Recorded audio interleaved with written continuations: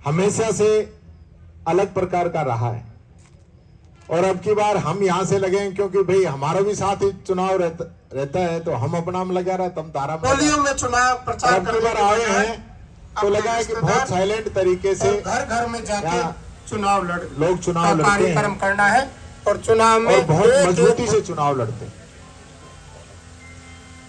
चुनाव की जरूरत नहीं थी लेकिन ऊपर वाले को कुछ और ही मंजूर था। क्या जुबेर जी हमारे बीच में नहीं है?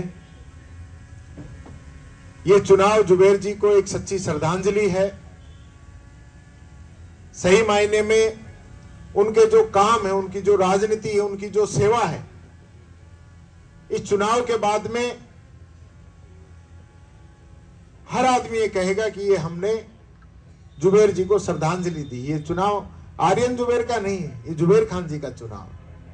उन्होंने जो काम किए हैं, आज उनकी शाबाशी, उनका धन्यवाद करने का समय। और इसके लिए हम सब लोग जो मंच पे बैठे हैं, हम तो आपकी मदद में हैं ही, लेकिन आप सब लोगों को बहुत बड़ी जिम्मेदारी, मेहनत आपको करनी, आपको जी जान लगानी है। चुनाव का जो नक्शा जो बदलेगा वो आप सब लोग बदलेंगे। बीजेपी के लोग बहुत इस प्रकार की अफवाहें फैलाएंगे, कहीं गौ माता का नाम लेंगे, कहीं एससी भाइयों का नाम लेंगे, कहीं हिंदू मुस्लिम की बात करेंगे और इनका एक ही उद्देश्य रहेगा, ये चुनाव हिंदू मुस्लिम के नाम पे लड़ा जाए। इसके अलावा इनके पास कोई दूसरा उपाय नहीं है। या चाहे इनके मुख्यमंत्री आए, चाहे मंत्री आए, आप तो काम पूछ लो क्या किए।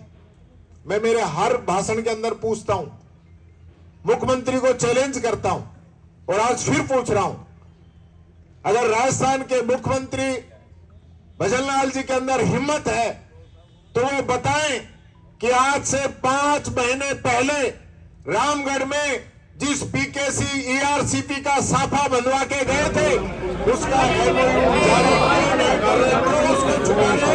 उसके अंदर कमी हिम्मत नहीं है, बता नहीं सकते, जनता से छुपाते हैं। ये लोग आज सत्ता के अंदर जरूर बैठे, लेकिन कोई इनसे पूछे कि आज किसान को खाद नहीं मिल रहा, किसान को बिजली नहीं मिल रही, किसान को ट्रांसफार्मर नहीं मिल रहा, किसान को पानी नहीं, तो ये किस बात का राज चला रहा है?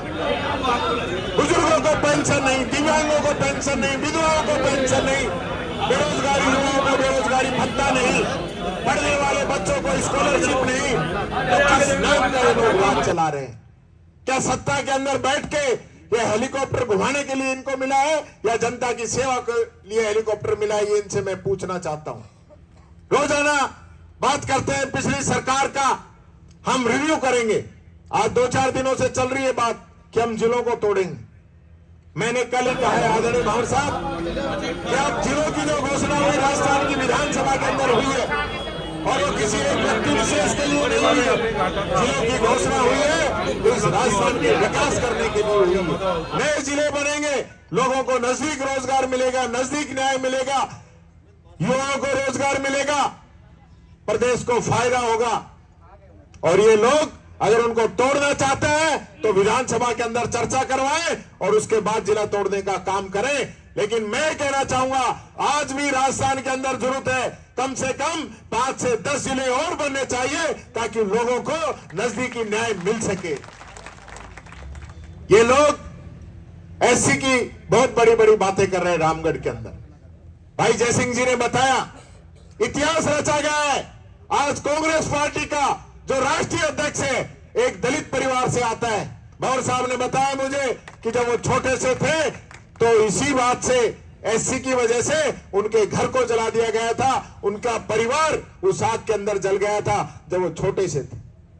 वो व्यक्ति वहां से संघर्ष करके यहां तक आया है। आज कांग्रेस ने अपना मालिक उसको बनाया। आज कांग्रेस के मालिक खड़गे साहब है जो एक दलित है। आज हम इन बात को नहीं समझते। टीकाराम जूली 75 साल के इतिहास में आदरणीय भावर जितेंद्र सिंह जी मौजूद हैं यहाँ पे। इनके आशीर्वाद से पहली बार दलित नेता प्रतिपक्ष बना है, उस पद पे, जिस पद पे भैरव सिंह शेखावत जैसे, वसुंधरा राजे जी जैसे लोग रहे, उस पद पे टीकाराम जूली को बनाने का काम किया आदरणीय भंवर जितेंद्र सिंह जी ने, कांग्रेस आला कमान ने। और इससे बदते हमको क्या चाहिए? 4-4 कैबिनेट मंत्री आपके इस कांग्रेस ने, भजन लाल जी यहाँ पे मौजूद है, टीकाराम जूली, गोविंद मेघवाल जी, ममता भूपेश जी, ये बीजेपी वालों से एक तो बनवा के दिखा दो।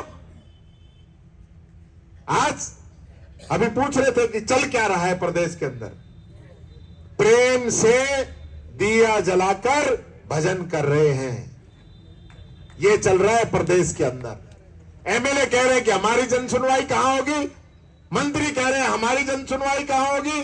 किरोड़ी मीणा जी ने तो इस्तीफा दे रखा है, अब तो उसके भाई को भी टिकट मिल गई, जब भी इस्तीफा वापस नहीं लिया है साहब, भाई हार गो तो वापस भी ले सके। ये हालत इनकी हो रही है। इसलिए मेरे साथियों, मैं आप लोगों से कहना चाहूंगा, और एक बात और कहना चाहूंगा, पूरे देश के इतिहास के अंदर राजस्थान वो राज्य है जहां एससी एसपी कानून लागू किया गया है। हमारी पिछली सरकार ने, ये सरकार उसको रोक रही है, उस कानून को भी, जिसके तहत एससी की जितनी आबादी है पूरे राजस्थान की, हर विभाग का उस आबादी के आधार पर पैसा खर्च किया जाएगा।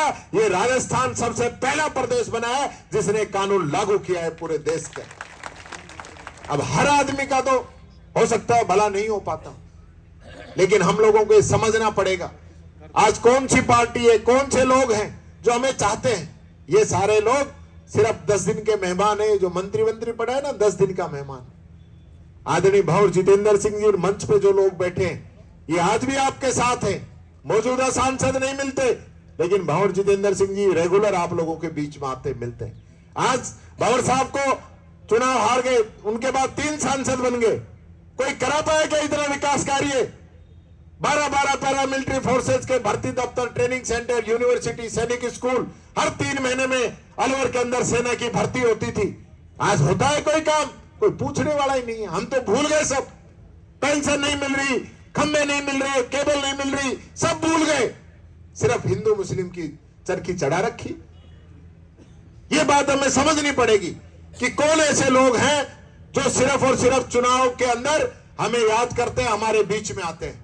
मैं साथियों आपसे अपील करना चाहूंगा, हम सब लोग पूरी कोशिश करेंगे सब तक पहुंचे, लेकिन हम सब तक नहीं पहुंच सकते। आप में से एक व्यक्ति को भंवर जितेंद्र सिंह, टीकाराम जूली, भजन लाल जाटव बनके गांव के अंदर एक व्यक्ति तक जाना पड़ेगा और हमारी बात को वहां तक पहुंचाना पड़ेगा, और तभी सही मायने में यह चुनाव हमारा होगा। और मैंने भी कोई कम एक्सपीरियंस नहीं है चुनाव का। लोग बहुत चाहे कोई कुछ भी कहे, ट्रायंगुलर नहीं है, ये नहीं है, वो नहीं है, कोई फर्क नहीं पड़ता। आप निश्चित रहें, आप जहां खड़े हैं वहां खड़े रहना, बाकी का काम हम पे छोड़ देना।